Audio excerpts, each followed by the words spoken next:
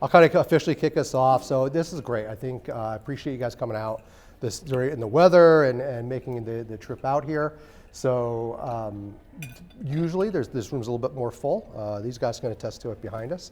But obviously with the weather, it kind of restricted us a little bit today.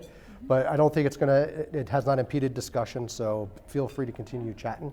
I'm excited because this is all stuff I geek out about. So my first book was The 1 Minute Manager, followed by Maxwell. I'm a Maxwell fiend. I went to Atlanta, did the spiel with so I know Maximum Impact. I signed up, and I have all the CDs, of all the different speakers, and a lot of fun there. And so I'm excited that we get a chance to sit back. I've known Sarah for a little while now, and she keeps things so simple. I think that what she does is she gives you these small little nuggets, but yet they make a huge impact in what you do day to day. So I'm excited for these guys to share. I've known Pat.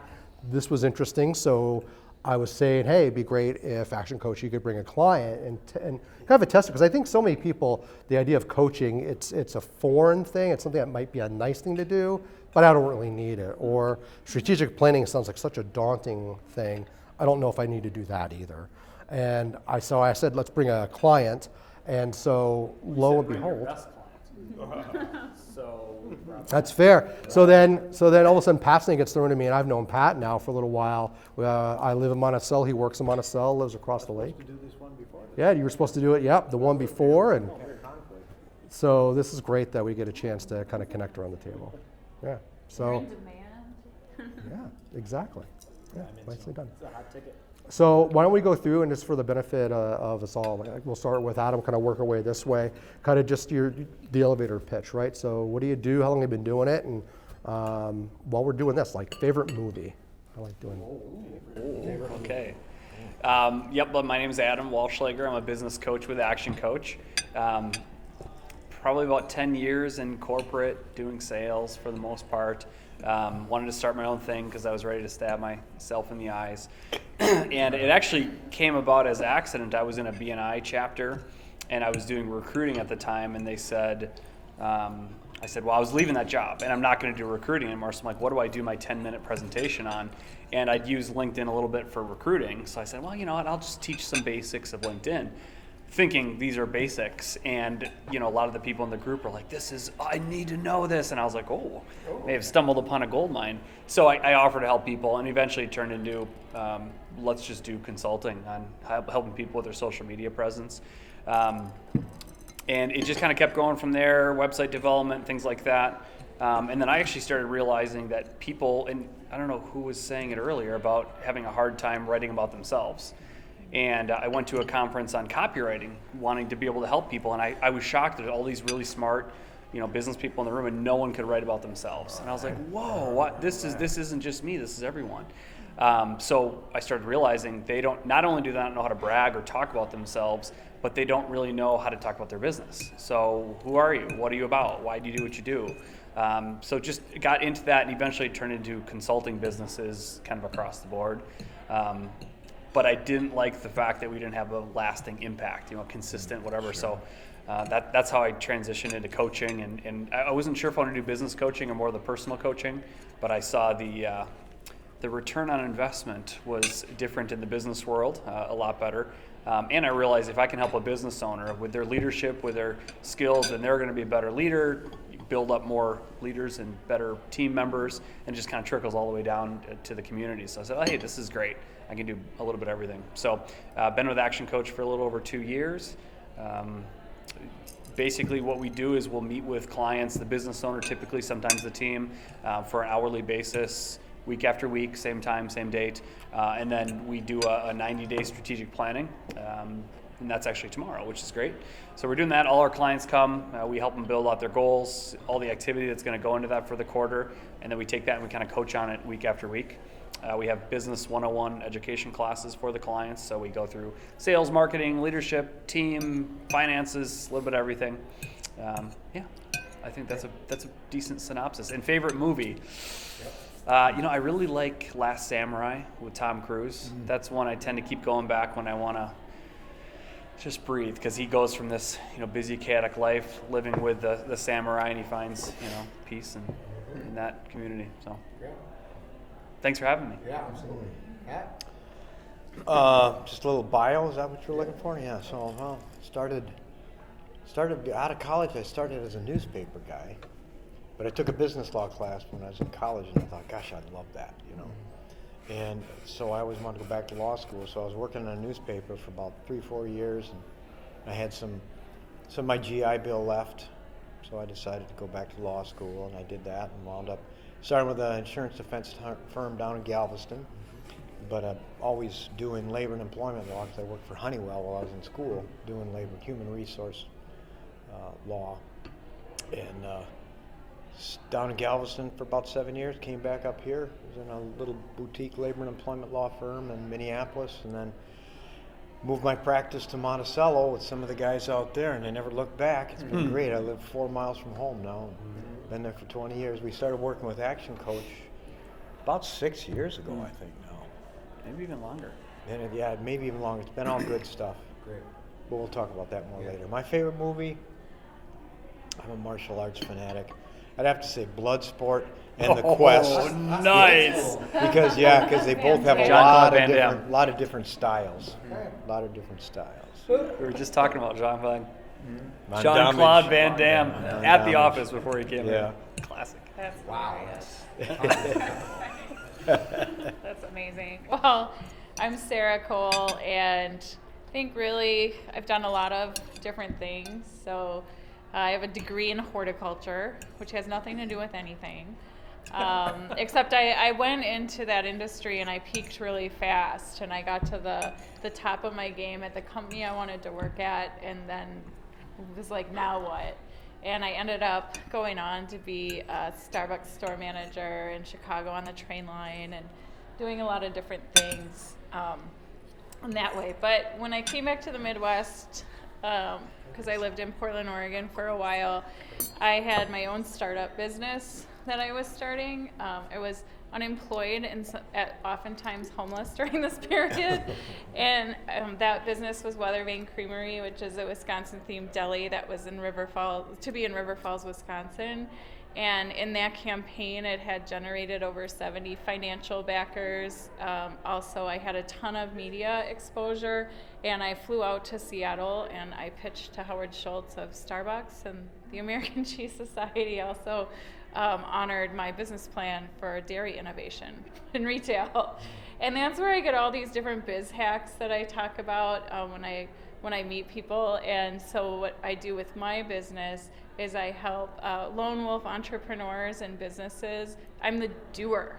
So I just do stuff for them. I take on projects and things like that. And then I'm also a mentor for solo entrepreneurs for a company called The Coaching Hour. So we have a mastermind program, and I do the mastermind program for solo entrepreneurs, as well as having my own clients. Great. Yeah. Awesome. And we'll go Favorite around. movie? Favorite movie? Oh, favorite movie. Oh, yeah. Thank Come on. you. So it didn't come immediately to mind, but what's current for me is The Dark Crystal, because they just had the series Age of Resistance come out on Netflix, and I really love The Dark Crystal. I never could get into those movies. They kind of creep me out.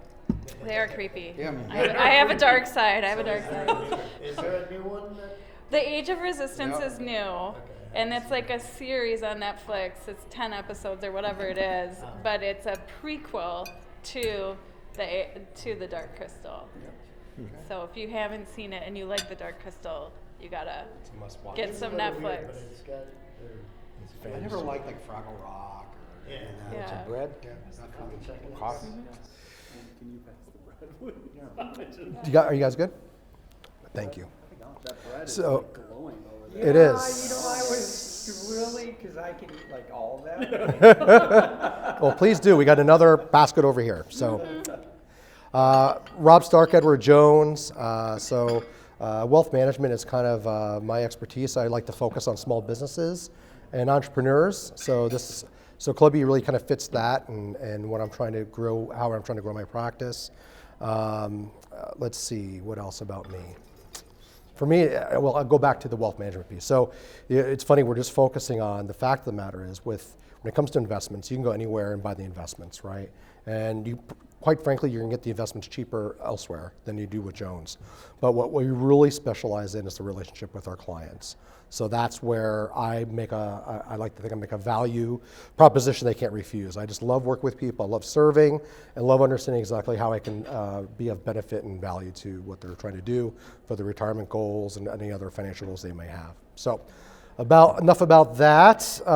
My favorite movie, I'm a geek, so the original Star Wars trilogy. My wife does not like me to state this out loud, but I have seen the original trilogy over 150 times per movie. I had a lot of time. I was an only child, and I always needed background noise. So to say I had never necessarily sat down and watched it start to finish, but it was always on. I always gravitated towards a Star Wars movie. How do you count? I don't know. I did at one point, oddly enough. I can recite every line as it comes in the movie. Yeah, I don't have that to this good day. of Oh, Even it's if I have seen it. repetition, unfortunately. And the other one would be Ghostbusters. Love the original Ghostbusters too. So yeah. Where do these stairs go? They go up. So with that, Chris. Chris McClory, my company is Milestone Medicare, and I'm going to start with my favorite movie, I guess. I don't know if I have a favorite because there's so many great movies, but the favorite of all time would probably be The Longest Day, but Forrest Gump is one movie that I love that I think kind of relates to the stuff we'll be talking about today.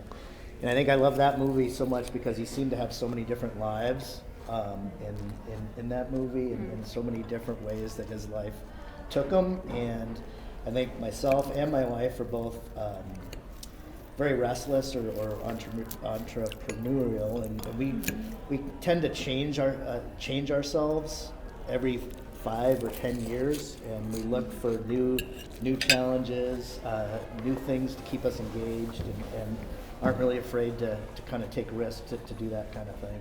And so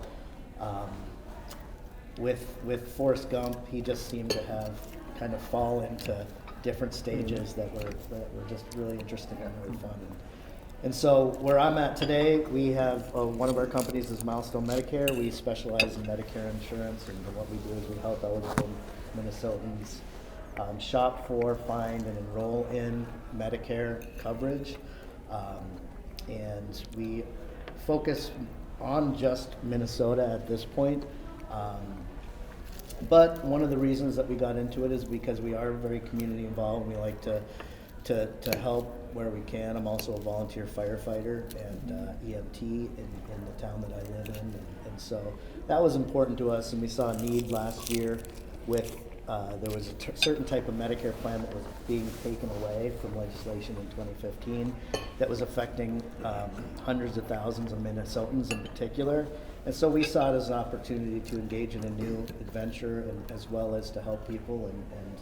And so we kicked that off about the beginning of last year. Yeah, that's it. And as far as background goes, we've been involved in, I think coming out of high school, real estate was where I had an interest. And we had a real estate company, became a broker, had other agents, and ultimately sold that business, and then moved into financial services, where I had a financial planning firm in Phoenix that we primarily worked with retirees. Did a lot of estate planning, wills, trusts, and that, had an attorney on staff. And my wife wanted to move here, so we sold that business. We came out here. We were going to start a daycare because at that time we were just having our little kids, and my wife wanted to. We saw there was only one daycare in Buffalo, and we thought we could make a good effort there. The market crashed at that time, and so the financing that we had lined up and the building that we had secured and all that, with the financing going away and the bank saying we're not doing anything, my wife had left her job and was saying, well, what should we do? She was driving around town, saw a for sale sign in a coffee shop, and came home and said, should we do this? And I said, well, you don't have a job. I don't know anything about coffee, but let's do it. So we bought a coffee shop, and then I had been in compliance from the financial services world at that point for about 10 years, and decided with the Medicare business, decided to leave that position, and we started that business. So always looking for learning new things, new challenges, new adventures, and hopefully with that have success and good life. So What's the name of the coffee shop again? Irish Blessings Coffee House. Blessings, Yeah. okay.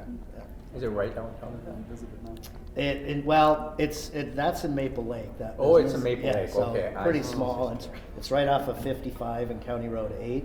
Okay. So if you go to Twin Cities Live right now, we're in the running for best coffee house. So. And I will say, from experience, the scones are as big as your head and are awesome. Yeah, we ate on those things for about 3 days when we dropped them off. Oh, Yeah. they're huge. So yeah. Okay. Cool. Well, I'm Grace Sederberg. I'm also with Action Coach Business Coaching. My work and education background, I am in organizational communication and business with a focus on event management. So from there, I went into the wedding world where I was on the venue side, and I was the venue manager, and then I also worked for a wedding planner as well, so got to be on that side. And then from there, I worked in operations and marketing, and I got to do a lot with book publishing, which was a new territory for me, which was super fun. And then all of that kind of boils down into my role at Action Coach, where I'm their business development specialist. So you hear about what the coaches do, and then I get to be the one out networking, meeting people, and then setting up our workshops. So kind of like a mini event for me there. So that's me. Oh, and my favorite movie of all time is Remember the Titans. I love a good ending to a movie there, so that one gets me. Yeah. I'm Dan Arnold. I'll kind of start with Pat did. From my beginnings coming out of college, I started with Medtronic as a sales rep for their neuro division, lived in Chicago for about 3 years. My wife wanted to come back to Minneapolis, so I left that position, went with an ophthalmic surgical company as a sales rep, worked my way up to vice president of sales and marketing. We were a privately held company. We were purchased by a publicly held company, and saw that go away. And then I was went with another medical device company that was coming out with my previous company that I worked my way up was a startup. And then I went with, there's a company called Hutchinson Technology that was starting a medical device division, was there for a year, and then they didn't get their FDA clearance. Took them another 5 years to get it. So then I started my own home health company. I was the first employee. Ran that for 17 years. And we had 200 employees at the time. Then I sold it at the end of last year. And so I took some time off. I'm a skier. And then kind of started looking for what my next gig was going to be, probably this spring. And so now I'm back kind of with a startup medical device company. So I've been with them since the end of the summer.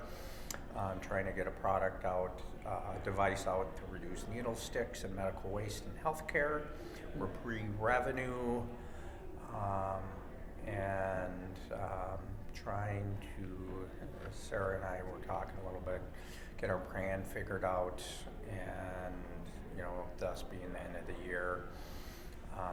Sarah, you talked a little bit about it in our conversation that the owner is a very, very bright guy, but doesn't know how to get advice to market.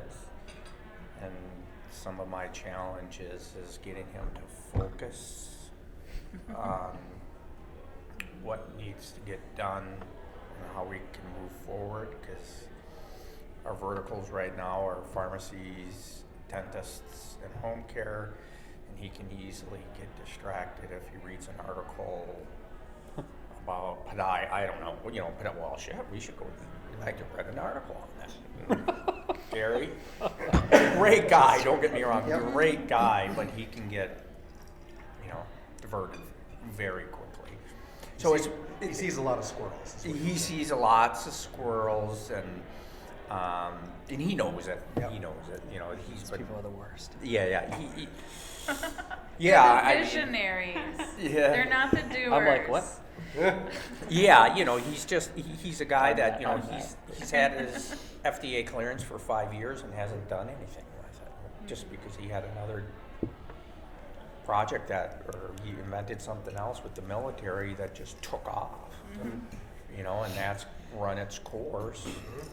And you know, I got introduced to him through a friend of mine that had been working with him kinda as a consultant, very limited, and finally talked him into saying, Gary, you gotta get this.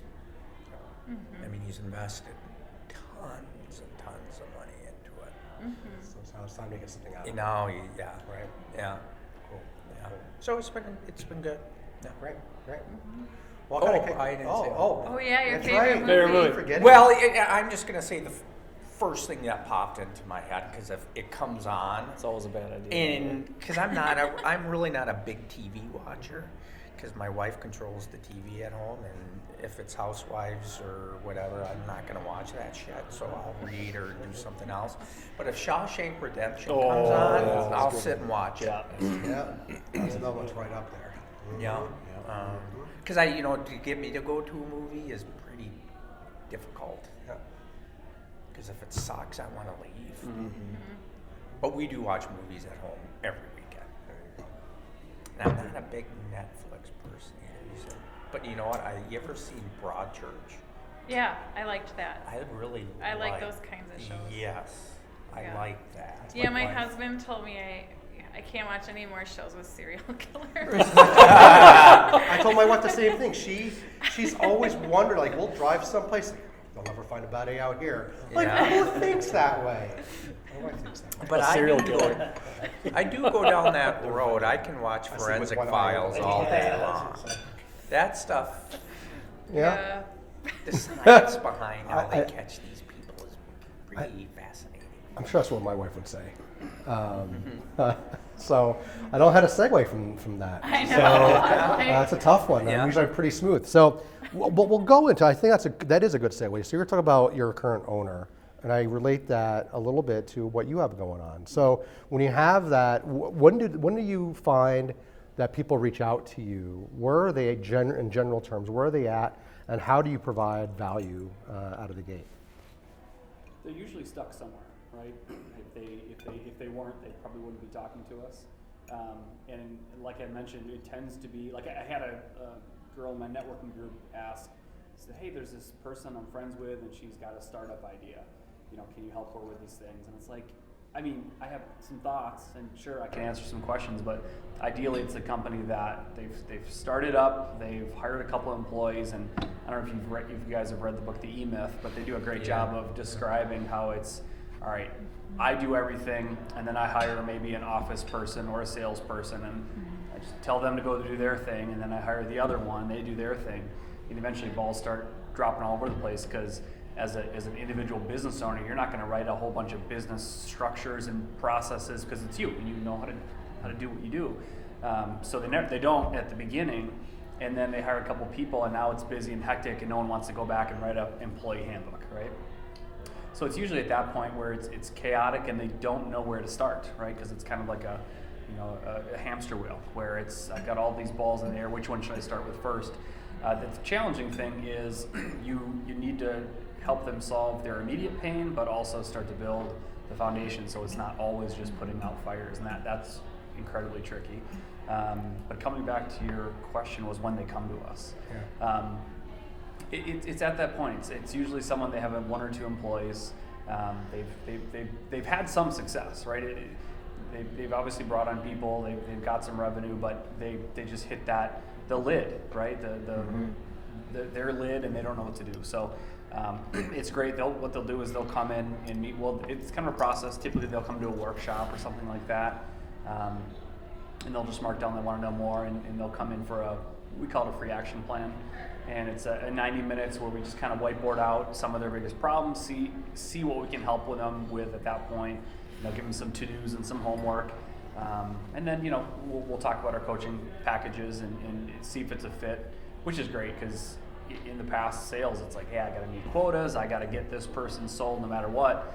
And it kind of sells itself. Either you need it and you have the budget for it, or you don't, right? So there's no hard sell. And you can tell people that they know they need it. They're ready to get started. So Cool. So Pat, speaking to you, so you had run your firm for a while, and what was on your? That's kind of funny. Run the firm. That's kind of funny. I like what you did there. How did you know it was time to seek outside help? Because I think, as a business owner, I think one of the things I think about when I run my business, I know everything.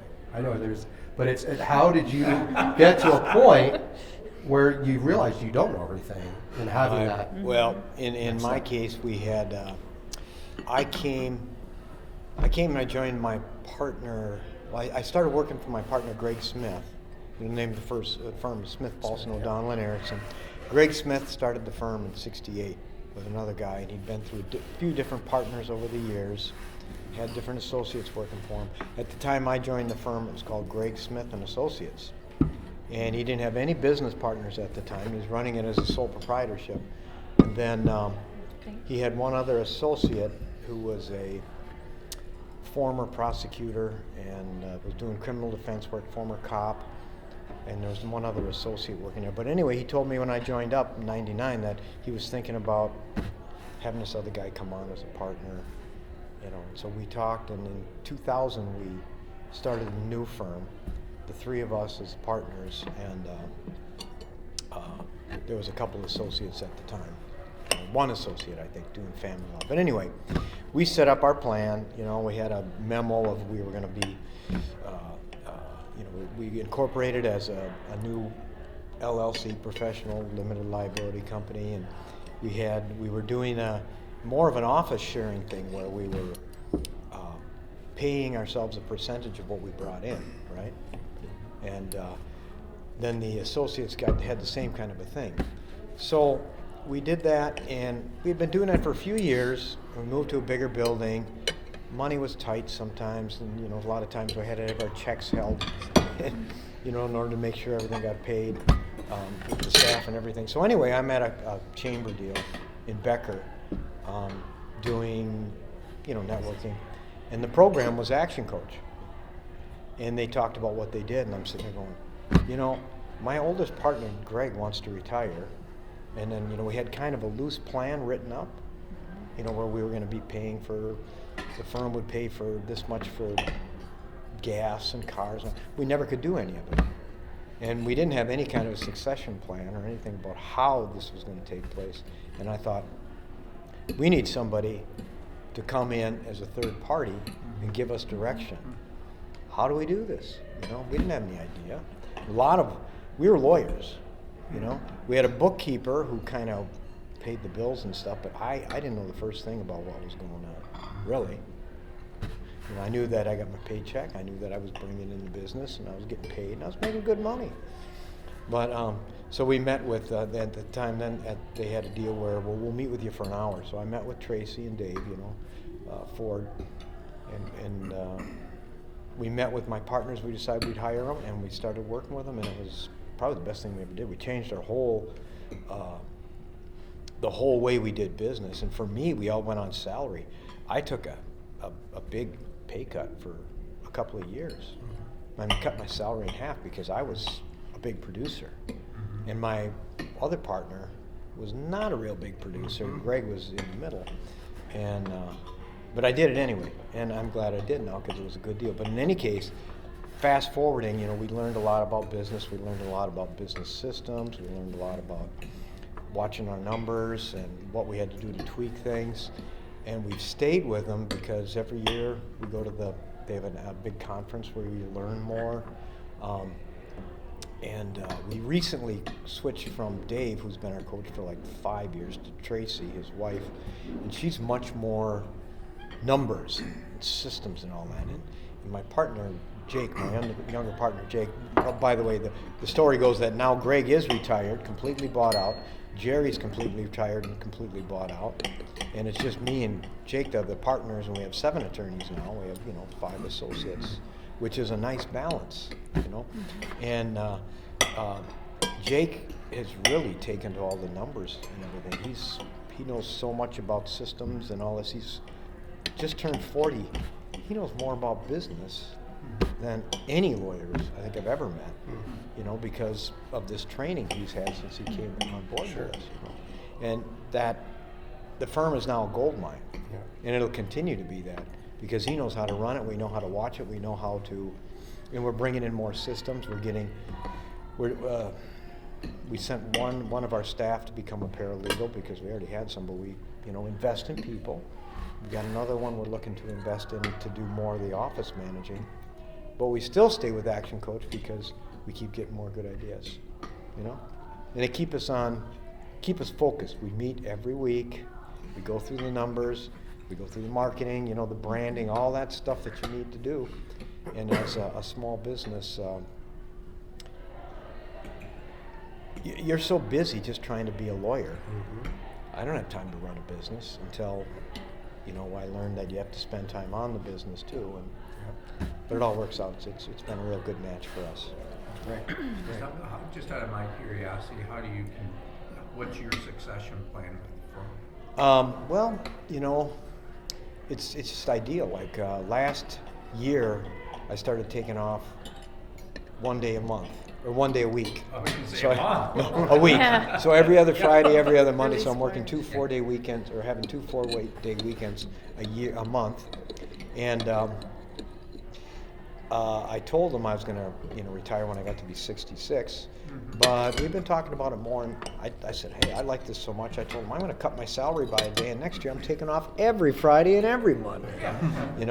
And we've got new associates we've brought in for the succession planning. One of our other attorneys who does the estate planning, he's getting to where he wants to back out a little bit. He's an associate, but we still need to replace him. So we've hired a new, younger attorney who's just starting out in his career, and but actually no, he was in Texas doing probate and estate planning, but he's probably only practiced about 3 years.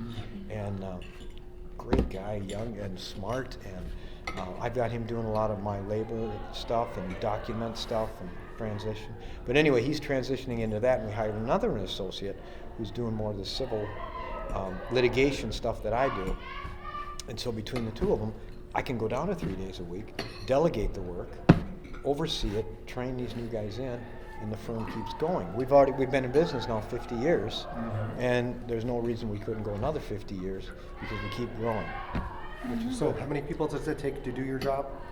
I think I heard at least. I was just talking about this huge probate battle we're in right now. There's a diversity action, a probate action, and a AAA arbitration action, and we're up against the biggest firm in the state. And we're working with another firm in Minneapolis. And it would have just been me 5 years ago. It would have just been me and my paralegal, who's very good. Now it's me, my paralegal.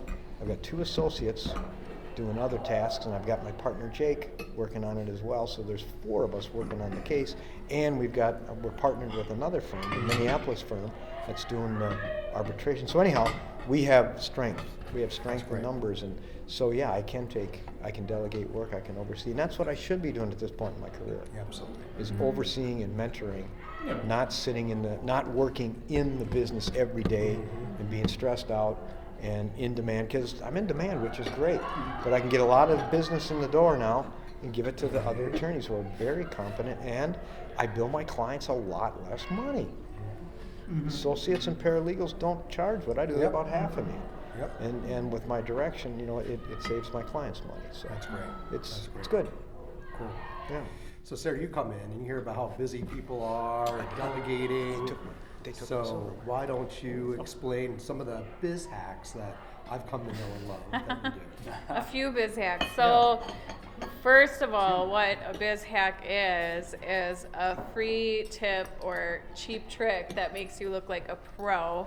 And so it's really usually they're efficiency tools. And so you want a few. Yes. Well, it's kind of hard to describe without a visual aid. I'm just debating if I should run back and get my Rocket book. I'm gonna grab a Rocket book. Oh, I know the Rocket book. Because I always have them with me, and they're with me. No worries. So this one is online and also a physical item. And then I have some biz hacks to talk about later too. But so this is a Rocket book. It's a notebook. It is it's wet erase. So it's got pages in there. And I don't know about you, but I love writing. I'm not a typer. I mean, I do type, I transcribe, but when I'm in a meeting, I'm not that person with the laptop up.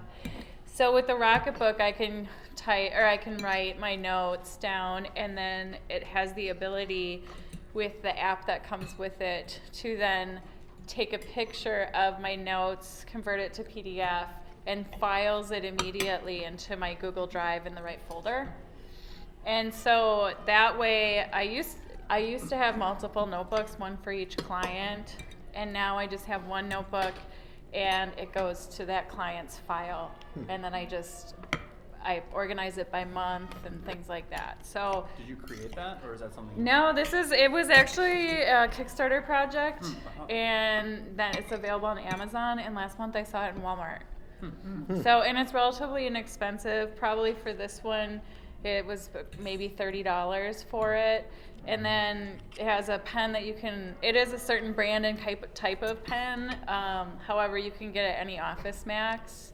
And then this little tab thingy to hold your pen as an extra. But that's an example of a biz hack. It's just like, you know, and I have a doctor that I work with, and so he's working on creating a template with a Sharpie marker for his appointments with his patients that he can just scan and then share with other doctors with his Rocket book, which was this year's Right Now Enterprise Christmas present to all of our clients. So that's an example of a biz hack that I can show you physically. What's your? We'll start it off. What's your favorite one? For sure, Fiverr, which is fiverr.com, and that's where you can get a just anything done for, well, it's supposed to be $5. It's really $7. So there's this huge range of things, and if you just go on to that website and look around, you'll be fascinated, because you can get logos done. You can get well, I don't recommend it for proofreading or copyright or things like that, because it's typically people are doing the work that aren't from the United States, and they can be from the United States, but English might not be their first language. You can get impersonators doing your voicemail messages, so like Morgan Freeman or, you know, a lady with a British accent, and things like that. And there's personal things you can use it for. Get a horoscope for $5 or whatever. And it starts at actually $7, because it's $5 plus a $2 surcharge for whatever. It's evolved since I started using it like a decade ago, but and then there's upcharges too. So it starts at $7, but I find a lot of help on Fiverr, and that's my favorite because it's just so fun to engage with people on there. Yep.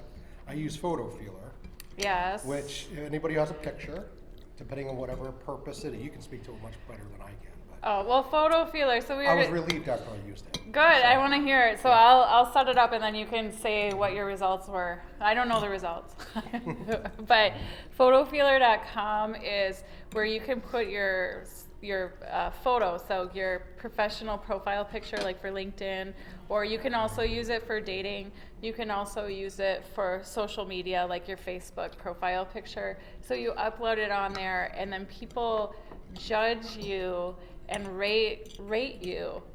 So for business, which is what I use it on, they are ranking you for if you seem likable, influential, or incompetent. And so it's that immediate first impression, and they say that it only takes 17 seconds for people to evaluate you and form opinions. I evaluate and form opinions a lot faster. But it's so great because you can put your title, so if you're an artist, people are going to have that context in how they rank you. But when your online business card is LinkedIn, and that's how someone's first getting introduced to you or seeing you, those first impressions make a big difference. So I haven't heard Yeah, your no. results. So you put a picture up. So I put a picture, it's my LinkedIn picture, and I was a little hesitant and nervous what the results are going to be. And so I scored on average about 8.5. So I feel pretty comfortable. 10? Out of Yeah, 10? out of 10. So Out of 100, yeah. I don't know you well enough yet to make that kind of joke. Thank you. Was this a professional photo? It was a or professional It photo. So- wasn't you at a wedding that No. you like Correct. cropped? Jones does a headshot for all FAs before we leave home office. So that's the one I have, and it's the one I was using. And so you always wonder, like, well, it was a free one. I didn't pay for it technically, so let's throw it up there. And I looked. So I was thankful. My worst thing was influential. That's nice, right? What's the other one? Likable? Likable. Obviously, in my world, I need to be likable. But really, for me, I hate looking like an idiot. So competency is that's a driver for me. And so thankfully, I rated really high there too. In fact, some of the it's great because you get some feedback. It's kind of just very anecdotal, but like I look a little too serious, which that to me, like, if you can't, I just like having fun. I'm pretty lighthearted. I don't like taking anything too seriously. It's like, man, I want to look like I'm having fun. And so like you take some of the feedback back to you and like, okay, it's great because I know there's going to be a next time, right? And so how do I incorporate what I did well with this photo and make it a little bit better? Yeah, because that would be my, what do you do with the That's what I was going to ask. Yeah. Get a new Like- photo. What's the next step? So like the one consistency is it's a pretty bland backdrop that we had when we did our headshot. So that was like the one piece of feedback I got most often was that it'd be nice if the background was a little bit more lively, or I forget how they word it, but it's just a very generic blue-gray background. And I happened to be wearing a blue-gray sport coat that day, so it kind of blends in a little bit. So I totally got that, like I totally agree. Suggest you do the Jedi lightsaber dance there. Put that on there. They'll like that better. Like, I try not to bring that up out in public. yeah, there are some really bad ones. Well, another thing as far as what do you do about that, we just had a LinkedIn Business Social, which is an event in St. Paul we do about once every quarter where people get new profile pictures. I do an assessment, and then they do networking and they learn about other business tools. And I talked to one of the participants this week, and he said, I was shocked, first of all, because he had a series of photos that he put out there, but just changing a photo to black and white with a filter, he said they outperformed his color of the same photos on Photo Feeler. So you can do that too. I have a black and white throw up there too. Let's see. Yeah, or make it black and white, Yeah, yeah. the same picture Yeah, with a yeah. filter. And then also, as far as tips for that, Photo Feeler recommends looking straight into the camera instead of like a far off look or sideways glance. And also drink 1 to 2 glasses of alcohol before your pictures, which at the Biz Social, we have wine. Drink 1 to 2 glasses of alcohol if you can, because your face relaxes into an authentic smile after 1 or 2 drinks, but not more than that. That's true. I'm just saying, you know, just to be relaxed so that you can have an authentic smile. Sure. And it's, I've just written this down, it's free. The Business Social, Photo Feeler is free. So when you click on add credits, that's a charge credit. But if you hit rate, then you're rating other people's pictures and you get credits, karma credits through judging other people, which is particularly interesting That was in fun. the dating realm. Yes. Like the cutoff pictures, the crop pictures, or I'm the one on the left. That's so annoying to me. If you say I'm the one on the left, that's not a good picture. You know, or like with a baby, is that your baby? I don't know. You know, guys think that a baby is like going to make them really extra run the cute, other way, right? but then it's like, you know, I don't know anything. You know, are you a dad? Who's this baby? So anyway, I'm really, you don't have to put comments. You could just rate super fast, move on to the next one. Or you can they're anonymous comments. It's great. It's You really can be easy. very blunt with your, I sometimes am very blunt. Can't wait to You're Try always this. There you go. It's my crystal. I'll cut Yep, through love it it. and give you the feedback. So, I'm photo too feeler. insecure. I would feel bad about most things. They're strangers. You're like, It's "Can not you get a personal. negative number?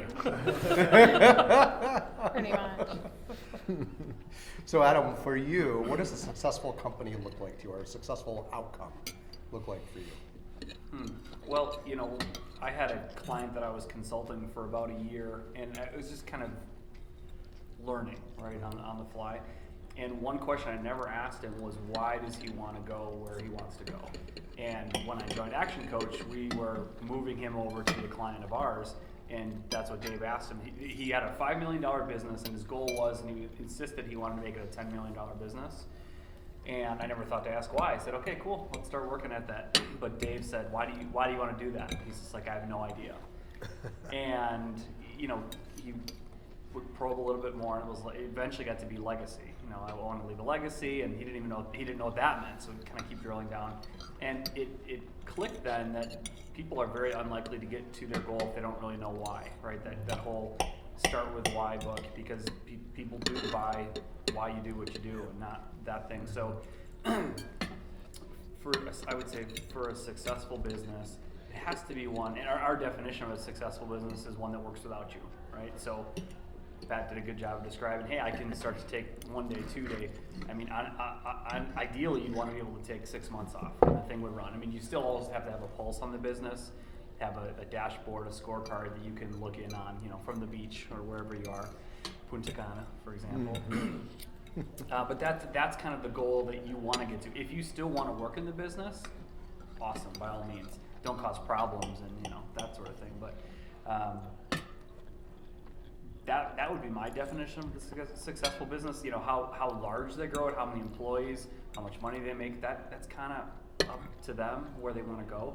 For me, I'm not judging where you want to go, but you need to understand why that is, and then we'll help you get there. So the biggest thing that I see, we were talking a lot about delegation before we started talking here, and the individual person running their business, they're doing it all, and they bring on team members, and they struggle with delegating. But if you can keep coming back to the fact that you have a capacity on your own, you only have so many hours in a day, you can only work so hard, leverage your, you know, systems, technology, things like that. You can only do so much. So if you're fine with that, and if that's where you want to be, awesome. But if you want to go more than that, you can't do it without a team. And you can't just have employees that do work. It has to be leaders. Like I just heard that John Maxwell quote or life motto was building other leaders that add value to people. Right? So it's not, you can only add so much value to yourself, to your business, but if you can build other leaders that are providing value, it's essentially endless. So leaders creating leaders and knowing the why of your business. The knowing the why to me is the critical part, right? That drives everything you do, Yeah. right? It's a big Jones model that we always think, what's your why? Like, why did you join Jones? Why do you want to build your practice? Why do you want to serve clients? We always go back to the why. Yep. And yeah, Simon Sinek is awesome, right? So Yep. he kind of coined that phrase a little bit. So Yep. great. And it was funny, these two guys were both talking about running, and we didn't hear what your why is for running, but Pat said, at a certain level, why am I doing this beyond here? So I like the fact that he knows why he was doing that, and that's how he's investing his time. Yep. Most people, they're just on autopilot 90% of the day and just trying to get through life. Well, it's going to come across as a joking fact. I don't mean it that way. But you asked why you're running these 10, 11 miles and you stop. Because I think even that's good to assess, why am I doing this? And you realize that's not the right thing or the way I want to spend my time to do it. And that can make a big difference too. Absolutely. It doesn't have to affirm what you are doing. Yep. Yeah. Yeah. For me, like I'm a fighter. So I need stamina, but I don't need Blood sport. 26 miles worth of stamina. You know, and so, Especially the older, the last marathon I ran, I said, I'm not doing it anymore. It's just the training. well, it was so hard on my joints. Yep. Not to digress. I'll but run yeah. halves, but Yeah. I want to start doing triathlons. Okay. I thought I can walk to a beach and swim. Wow. That's all you need to do. Walk to the beach, lay down. Yeah, exactly. Exactly. Well, also with the why, it's in my younger years, my why was always about proving something. It was always like, I can do it. I can get my goals, and I can manifest them, or if I take, it's a numbers game, if I talk to 100 people, this many people will do business with me or whatever, and it ended up really driving me crazy. and through experience and just being a professional, working for yourself as an entrepreneur is its own kind of spiritual experience. You get to a point where, you realize it's not even up to you sometimes. More on a spiritual level, like, oh, the universe caused a car accident today, or something showed up and everything changed. And that's just a lot of the entrepreneurial journey as well, where those whys, those spiritual whys, those values, those intrinsic value whys become so much more important as you bring humanity to business too. And you don't have to do everything. And that's when you start delegating too, and you realize that, like, why am I doing this thing I'm not that good at? And I think that's a really important lesson we all eventually learn at some point. I like what Adam said, about the why. For me, the why was easy. I wanted to have my partners retired, and I wanted the business to continue. And I wanted to retire myself someday. But what you said about training leaders too. When we brought my current partner Jake on board. He's a good lawyer, smart man. I knew he'd be a good business partner, but he didn't know anything about business. He didn't know anything about leadership. In fact, he's a little squirrely. Isn't he? Jake? He is. He's a fun guy. He's kind of got a little bit of eye in him, just like Adam, And he had to be trained to be a leader and mentored, and he's doing really well. But his why is to take the business to the next generation, which is what's happening. So one thing I heard there was, this is a way for your practice to continue forward. How much of a result of that is your partnership with Action Coach over the years, and be able to have that vision, that long-term vision? Oh, I'd say it's all of it. We're literally all of it. Having a plan and running your business like a business, not just a professional association of some professionals who are each kind of running their own little channel of a business, Because when you're eating what you kill, that's kind of what you're doing. You're kind of office sharing, And in the last 3 years, we have absorbed 2 other firms, where one was another local firm in town that was started with like 3-4 attorneys. By the time it got down to where the last attorney was in his late 60s, it was just him. He tried to bring on a couple of partners, hadn't worked, and we purchased that practice. And one of the cases we got is the one I've just been describing to you, and that has more than paid the whole price of that. Another was a firm named Elk River, where this guy had run his firm again since the 60s, but he'd had several partners and never had worked out, and pretty soon it was just him and a couple of associates, and he just pretty much shut the doors and sent the phone number to us because he trusts us. We've been around a long time, and he and I know each other. So others standing outside recognize our longevity and our integrity and all that, which is, again, I attribute that to work with Action Coach, because I didn't know how to run a business. Great. But I've learned. Yeah.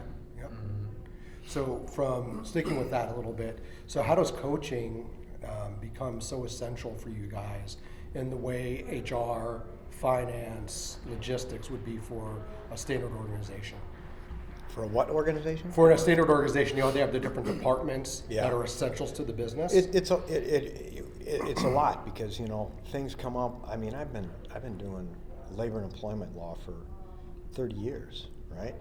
But a lot of times stuff will come up with the employees in our business, and I'm calling Dave or Tracy, hey, what do you think about this? It's good to have somebody to bounce things off of. Great.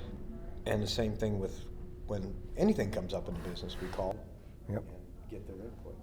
That's great. As well So- as the day-to-day trudging and adding new systems and monitoring and everything. So in addition to the nuts and bolts of strategic planning and do this, do that, it's also a trusted advisor at this point for your organization.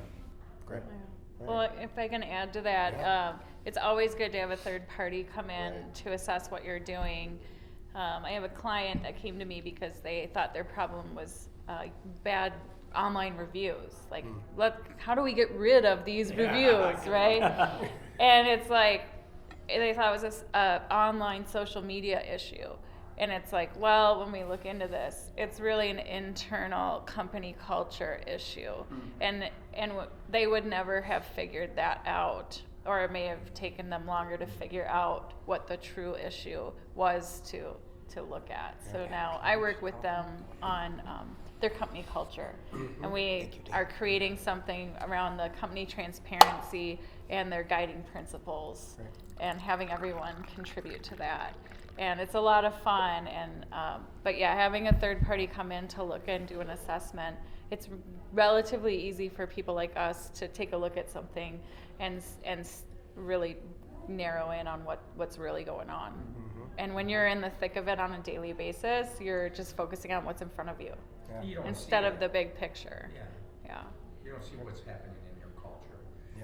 No, or it could be something that has it could have to do with something going on in accounting, or your profit and loss statement is a whole story to someone who knows how to look at that tells a story that might point to things you didn't even know were issues in your organization, or your benchmark ratios, like you're spending too much in this area, let's look at that, and that can change everything. You need sometimes you got somebody that can grab you by the ears and get you to look at what's really wrong, instead of the easy fix. You think you're going to blame it on the business, blame it on the reviews and everything, when it's really something. I don't want to deal with that employee. I don't want to. Right, those or hard things you have to do. That's why your ears are so stretched out. These are pulling. That's right. Well, you're a lawyer. You don't necessarily. Well, you probably haven't been trained on how to look at a profit and loss statement. Well, I have It's now, just but I that didn't thing. when- Yeah, it's just that thing that the accountant deals with every year or whatever. And if your accountant doesn't specialize in your industry to be able to advise you, because some can, then you just this is it. How much This do I is have a to pay in thing. taxes? It's what happened this year. I had nothing to do with it. It just happened, and here's the numbers. Cross your fingers. It works out tax wise or whatever. That's We did get started a little late, so I want to be respectful of time. We're 10 after, just the past couple minutes past. In 10. Yep. So the only thing I wanted to touch on, Sarah, Yes. Network Ninja. Yeah, I'm so excited to share about that. So Networking Ninja is actually a workshop that we do at the coaching hour, but I've always been a networking ninja, and I have a special hack for being a networking ninja for Club E, actually. So the first thing is that not all networking events are created equal, and there's a few that I always recommend to people, and Club E is one that I regularly tell people, have you been there? You got to check it out, get in there. But as a participant at Club E, sometimes I've gone to a talk and I feel a little introverted that day. And what I love about Club E is people wear name tags. And if I'm sitting at my round table, wherever I am, I'll write in my rocket book, as it were. I'll jot down people's names. And then after I leave there, I'll send them a LinkedIn request saying, we sat at the same table. I'm sorry we didn't get a chance to connect. Let's connect here.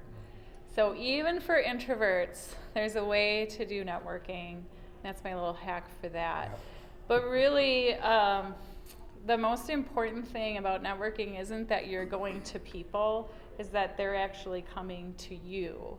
And there's about 16 different ways that in this workshop that we identify you can attract clients to you. And networking is one of them. Of course, referrals is another, but it all starts from it's like that elevator talk where if it's the difference of saying I'm a chiropractor and I help everyone with a back. So introduce me to everybody you know. Right. So it's about that to I'm a chiropractor in this area and I specialize in working with people in martial arts. And some people are so afraid to go that narrow with what they say. They're like, well, now I'm excluding all this other potential business, and it feels counterintuitive, but what it does is it has people say, well, I'm in hockey, and I have back injuries. Could you help someone like me? And now they're pulling themselves to you because you're confident, you're a specialist, and you know who your audience is. And chances are, even if you say martial arts, there will be people it'll pique their interest and try to figure out, well, I want to work with that guy because he's a specialist and he knows what he's doing. And so that's really, and in the mastermind, we have the year-long mastermind program. We have a 40 or 50-minute training on that, and then people come and we draft it and we talk about it across the table, like, well, I think, this or that. Some things don't even translate. Like, and we don't realize that. I was talking to someone yesterday and they said, well, I am a teaching, what did she say? I'm a teaching strategist or an educational strategist. And I'm one of her primary client. Like, I would be a good client for her. And I know that because I know her. And I'm like, that means nothing to anybody. Like, I don't even know. No one wakes up in the morning saying, I need a teaching strategist. And then she pulled out our mission statement. It was like, well, I help bring communities alive through education. And I'm like, I don't know, are you a nonprofit? Like, you're going too corporate. You just have to speak to the lay person and just get down to the, whatever is also professionally appropriate. But people need to know and have something to grab onto. And we get into our own lingo, and all of a sudden it doesn't mean anything to anybody. So in developing your elevator speech, and it's not just a one-time thing, you might tweak it and go out into the world, see how it's working, how people respond, and then to know that when someone not, say, a martial artist comes and says, I want to work with you, it's working. That's it working. So that's really some 3 tips for ninja networking. That's great. Yeah. So we've talked a little about martial arts today, Pat, so hopefully you've had your fill. Good. I know, exactly. So I'll wrap up, and if we have any last minute questions, for sure we can go through that, but I want to be respectful of time. So a couple things. Number one, school marketing. If you need anything done with digital marketing. So Ben regrets that he couldn't be here today. He has strep, and he was up I literally got an email from him at 2:56 a.m. this morning, wondering if he was going to make it. I said, no, go get well. We'll see you next time. So, but Ben Tice is phenomenal. So he's a great resource if you ever need anything digital. Marty does all the social media there. But if you need website development, they're former Google employees, so they get that whole world, and they make it really simple. So great people, and I know you're a testimonial for that. I am a testimonial for school marketing because Ben also does a lot of free workshops around the Twin Cities and want things on like using Google Ads, video in your business, things like that. And I watch his schedule on their website, and I send people there all the time. Like, go to this workshop. I've been to his workshops. So good. They're totally valuable. Absolutely. Thank you. Rush Creek, obviously, too. They're our location sponsor, so it's always a great place to go. Even in winter, it looks pretty out there. So, and I think you guys, we're having our next one, I believe it's January 16th. It's the third Thursday, so I think it's the 16th. And there we're gonna have Tom Kramer from Kablooey Design. We're gonna have, I'm not gonna mention everybody, it's gonna embarrass me. So we're gonna have Rick Brimacombe here. So he's also runs Club E in Minneapolis. We're gonna have Jim Snoxel here, and we're also going to have Bob, whose last name I'm forgetting because we just met the other day. But the idea is that we have a good product to great. So it's all of those for manufacturers or product folks who have a good startup product, but they're trying to figure out what's that next step look like. So from whether it's design, financing, marketing, we want to learn a little bit of how to get those products out there. So, but Is it always the 3rd Thursday then? Or? Except for this month, yes, it'll always be the 3rd Thursday. Yeah. Yeah. And Ben of School Marketing, we're still friends even though I'm a Packers fan.